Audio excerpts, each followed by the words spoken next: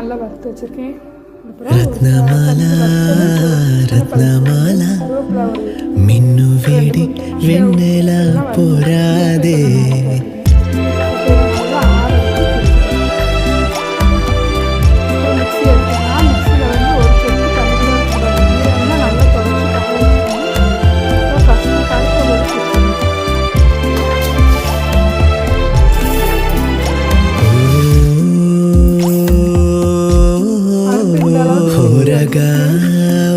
చిరునవ్వు ఇటుగా జారనివు ఉదయ.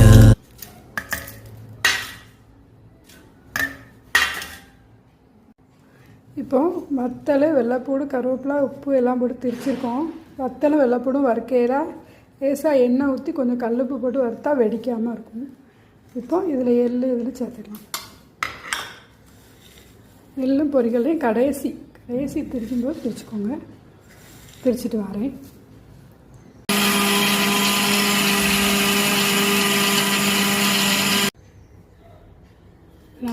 நல்லா பட்டா திரிஞ்சிட்டு நான் சொன்ன மாதிரி வரிசையாக ஒன்று ஒன்றா திரிங்க. நல்லா ஒன்று போல் வந்துடும். நல்லா மிக்ஸ் பண்ணி விட்டுட்டு உப்பு பார்த்துக்கோங்க.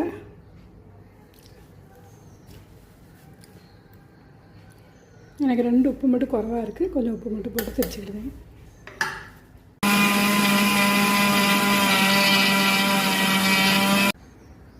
ரேஷன் பருப்பை வேஸ்ட் ஆக்காமல் அழகாக இப்படி இட்லி பொடி செஞ்சு சாப்பிட்டுக்கலாம்.